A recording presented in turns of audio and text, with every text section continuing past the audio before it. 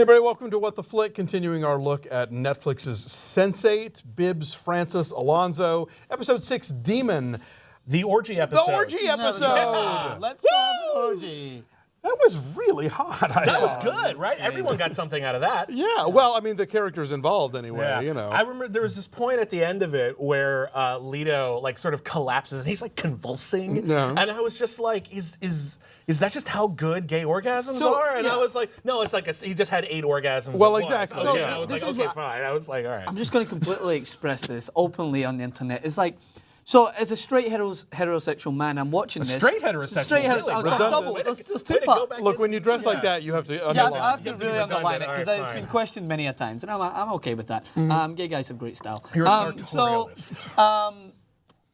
There's a point in this where I am turned on watching this, and I'm That's okay. completely okay with whatever sexuality is experimenting with each other in this, because I think that's what it's supposed to emphasize. You have clearly the straight-jawed cop who's enjoying a guy munching on his ear at the same time as everything else going on, and I think that's supposed to be the idea. Well, they're also damn pretty too. Well, Like, sure. it doesn't, at that point, it's just art. It's not even sex. I think I'm delving into the pretentious art as a religion idea, but is it the point is that when you strip away all the things that basically turn us on, the feelings are still the same? Yeah, Totally. If Yeah. you were blind, would it matter? I mean, like, you know, for example, the Wachowskis, their first film, Bound, I'm not old. wall-to-wall lesbian action, that is a super sexy movie, and I have no dog in that hunt. And it is all, so, I mean, I think that a really great sex scene captures the heat of the moment, captures what people are feeling and what their, you know, their excitement and their sort of breathless anticipation of what's coming next. So even if it's not your particular cuppa, you can relate to it and you can respond to it, you know, and so I think that's what's so great about this scene is that it is polymorphously perverse in the best way. Well, I remember there was a bit in like autofocus where like Willem Dafoe was talking about an orgy, and it's like, wasn't your hand on like a guy? It's like, it's an orgy. Who cares? To be honest, that's though, the whole point. Like, it doesn't matter. I would probably pay good money to see like you know those videos you see on the internet. It's like reaction to these clips. It's usually reaction to Game of Thrones. I'd love to see this go through like every area of the United States and have people who are open it and see maybe guys in the South like, oh, like in between each scene. What's that? I don't know. And then just sort of gradually go, oh. Oh, okay. Now, did the scene where Riley and Will were hanging out in the bar and then talking to each other on cell phones? Yes. Did that make you move happy you that towards that- some because like you've been talking rational about the mechanics explanation of of? this. Yeah, Also, why I hadn't think- anyone thought of that before? I think it's just getting to the point now, as I said in the last episode, that I was like, all right, I don't really need the premise, to be honest. I do like it because I'm very set in my ways about what I've been raised watching on TV. Every show, you basically, it's like, this is how it happened, enjoy it. But at this point, it's just like, okay, now even experimenting more in film reviews, I'm just like, I need to be more open-minded. But there still is parts, don't get me wrong, there still is parts where I'm like, I'm far too confused. There's far too many things going on. But in this episode, it involved a lot more clarity. But I wanted to talk about the scene in which she's being choked by a plastic bag. Not since, and bear with me with this, not since, I think it's a Deep Blue Ocean or a Deep Blue Sea. What was that movie where the shark movies were really smart? Deep Blue Not Sea. since, it was an awful movie, but there was one scene where he's gasping for breath. And I felt myself watching it like, I can't breathe watching this because I'm imagining myself in that. Not since that scene have I ever been so like terrified Well, by a scene. suffocation and drowning is the sort of thing that we can all sort of sympathize with being afraid of. I mean, even look at like another bad movie, Poseidon, the remake of the Poseidon Adventure, when you watch the character at the end actually just drown on camera, one shot, terrifying. It's like, it's a really horrible thing. And they even have that line, it's like, plastic bag. We use them all the time. They're the most horrifying things we've ever invented. Yeah. And it is. It's a very, very scary one because it's so simple. Although I always wonder, and I'm not, no one tests me out on this randomly, but like, you know, you got a plastic bag and you're breathing and you get that thing, like it sucks in, like, right? Bite it. Well, I was thinking Bite that. that I and, was like, you watching can it and breathe thinking through that, but I the thought, whole, no, like- because you can't, there's no, Well, you it's can't because take it's- purchase. You know But what the I'm thing saying? is, bite is I'm no expert in serial killer. Maybe we could try it out. But it's like because it's been pulled so tight around your throat, it's sucked so much in that if you're biting it, the plastic is still in the back of your throat.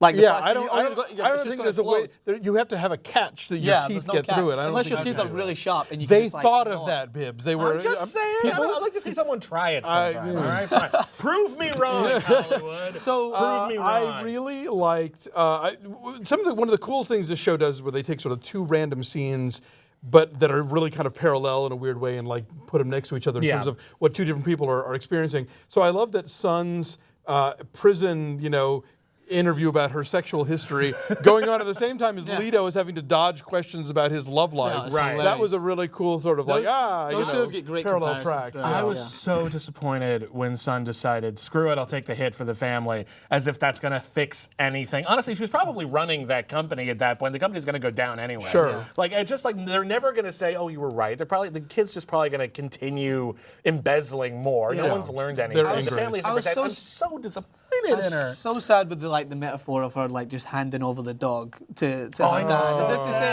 all right, I'm just going to take the blame. And I was like, why'd you have to bring the dog into it, man? That's nice. But there was I did like her stretchy piano jacket in the courtroom. It looked like all the keys had just been it was weird. It was really busy. It looked like something Hannibal Lecter would wear in Hannibal. It was just, wow, that's what you wear to court? I think Wolfgang and I still forget her name, Indian girl. I think Kala. Yeah, I think those two are definitely becoming my favorite on-screen chemistry. Oh, I think no question. That scene, and literally she locks the door, and then the title is the best moment. She's like, "Oh, you're a demon, aren't you?" Oh, you're a demon. And that guy must feel like the biggest badass in the world. Just like, well, as it happens, I am. And I liked the Sun and Riley moment a lot too. Yeah, that was a nice kind of So I mean, I just the more this show we get into this, I really am digging it. I love the character interactions, and I know we're going to get more into the whole plot of who is trying to stop them and why. Fine, and I trust them to make that interesting too. But just the whole them making their way through this thing and figuring out what they can and can't do, and maybe even having things happening that are beyond their control, I find all really interesting. I'm more interested in the mystery of who taught the Kenyan or drug lord's daughter how to make sandcastles. Yeah, that is a really sharp stuff. I'm like, what the? How did you? No one could do you would be a god. You would be revered as a god. She needs an architectural degree. Holy crap, right? And I think this is the first time. Well, no, it might not be, but we've seen the cop literally so phased by his senses that he's unable to control it. He's just beating the shit out of every guy who's coming close to him in the bar. When he's gone back to that scene, I touched on how it's scary, but seeing him react to it. It's nice to see someone whose life is affected by this, because a lot of this, you can just sort of walk it off, and everyone's just like, oh, I was distracted for a second. What were you saying? Everybody were like, are you okay? Yeah, because and some of something's wrong. He seems to be the character through which we see the most of how other people see what he's doing, you know? Right. And it's sort of like at the beginning of Tomorrowland where she has to figure out, where can I walk in a straight line long enough, It's that same kind of thing. I feel like there are people who will watch this show who do have maybe some genuine mental instability and go, oh, that's what this is. Oh, good. I'm not crazy. It's fantastic. I can just tell people, no, I'm a Sense8. It's fantastic. Yeah, see, there you go. Love it. All right, we'll be back with more. Come back.